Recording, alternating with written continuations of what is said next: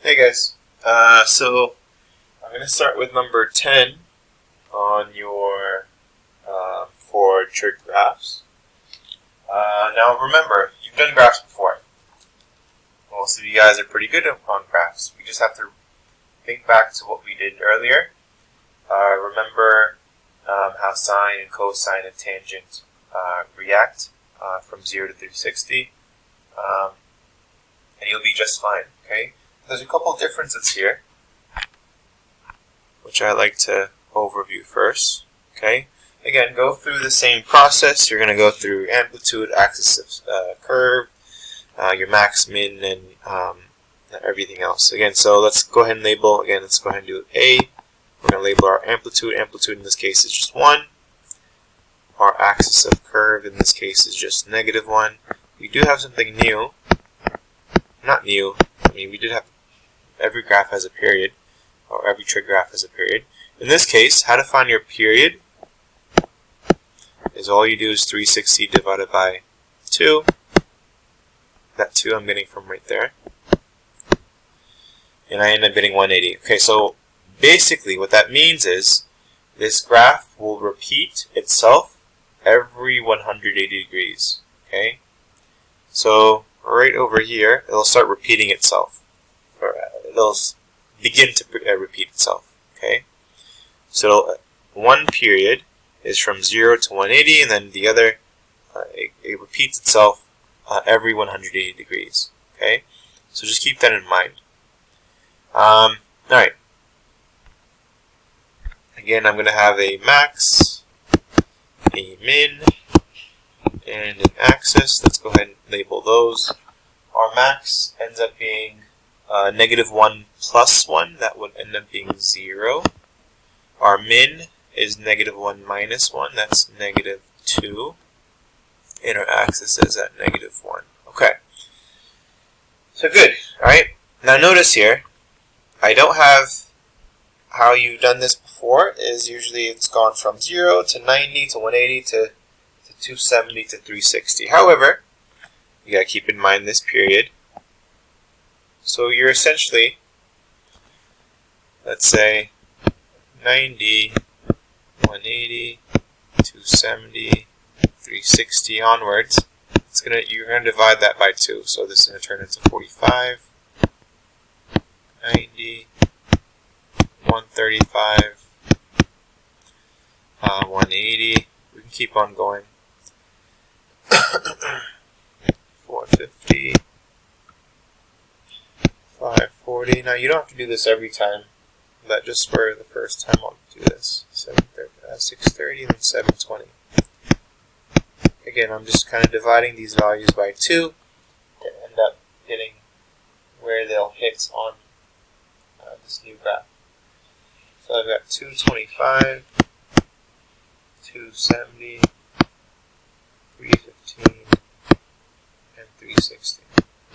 Okay? Alright, so let's go ahead and graph this. I know I'm going to have the following. Again, where does sine begin? Sine begins at its axis at -1. It's going to go upwards to 0, to its max, back to its axis, then to min, which is at -2, and then back to its axis. So again, that's one period. So if I go ahead and start connecting the dots, again, that's one period from axis to axis, right? That's how sine looks like. Okay. But again, I have to repeat this process because I'm going to go all the way to 360. Okay. So again, I'm going to go to max. Just follow how sine reacts to axis, then to min, and then, of course, back to my axis. Okay? So really, there's not much difference here, except that your domain has changed, or in this case, your period has changed. Okay? That's 10A. Actually, I forgot something. Your range, again, your range, real quickly. Your range, in this case, again, look at where the bottom is. The bottom is at -2. all the way to the top of this mountain is at 0. Okay, so that's your range right there.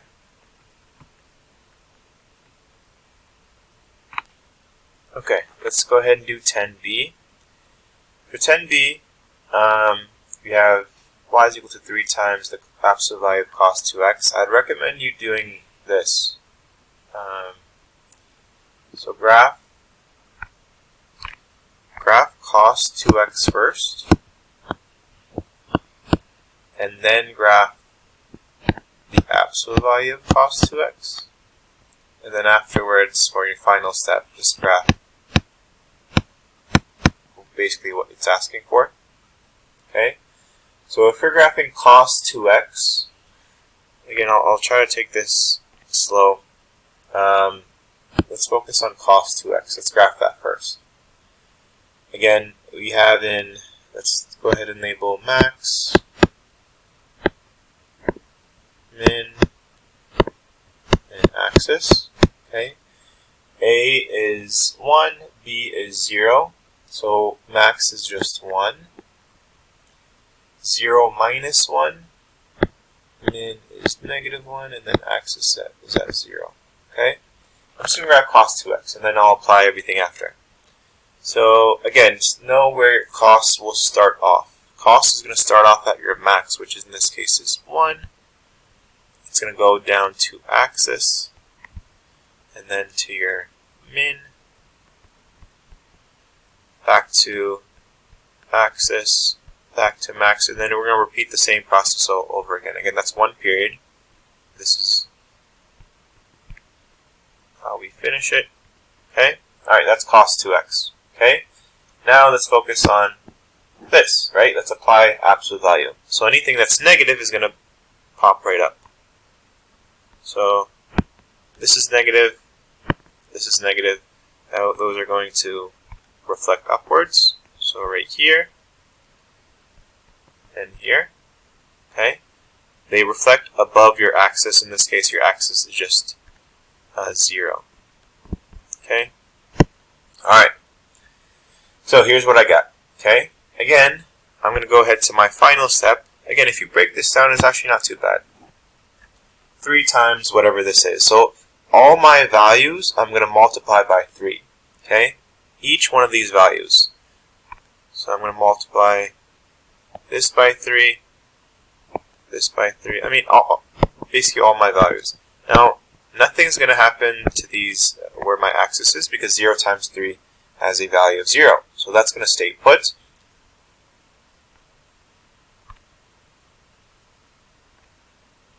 Okay, I'm going to go ahead and erase that. So those are going to stay put. Alright. However, the ones still in the yellow, they're going to I'm going to multiply those by 3. So I'll end up getting right there, right there, right there, right here, and right here. Okay? I'm going to go ahead and erase what I had earlier. The one circled in yellow. That's gone, that's gone, that's gone, and that's gone. And then finally, here's what I should have for letter B.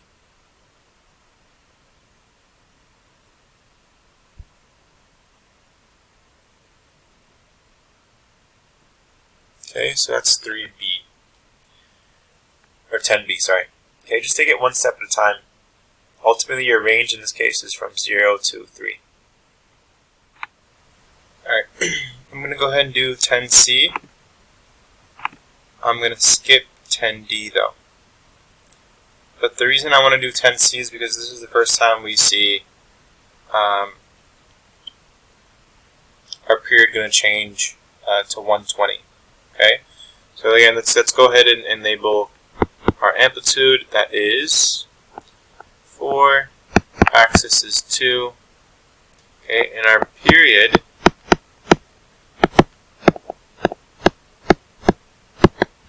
is going to repeat itself every 120 degrees. Okay, after 120 degrees, it's going to repeat the process again, and again. So that we should be able to see sine graph 3 3 times. Okay? Like 1 cycle. So there should be 3 cycles that we see. Okay. Let's go ahead and do our max, min, and axis. Our max is 2 plus 4, that's 6. Min is 2 minus 4, that's -2. And axis is at 2. Okay, notice I'm changing, instead of going from 0 to 90 to 180 to 270 to 360, I have to change that, right? I have to divide those values by 3. And I'm not going to go through this whole process, but I just want you to get the idea. 180, 270, 360. Okay. So divide that by 3, I end up getting 30. Divide that by 3, I get 60, 90, 120. So you guys get the idea, which is, again, I've displayed that on the as far as my x-axis goes. Okay, you want to keep going until you hit 360.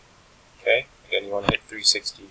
That is what your domain tells you your limit is. Okay, so with that being said, let's go ahead and apply our graph. We're going to have the following. Again, sine graph starts at your axis. Axis is at 2. Okay, it's going to go up to max, which is at 6. Come back to your axis, and then back to your min, which is at -2. And then at axis. Okay, as you can see, that is 1 cycle.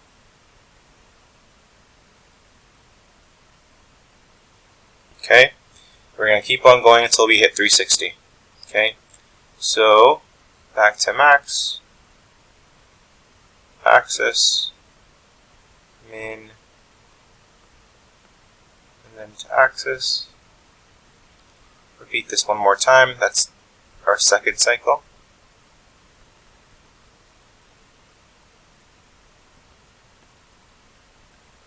Okay.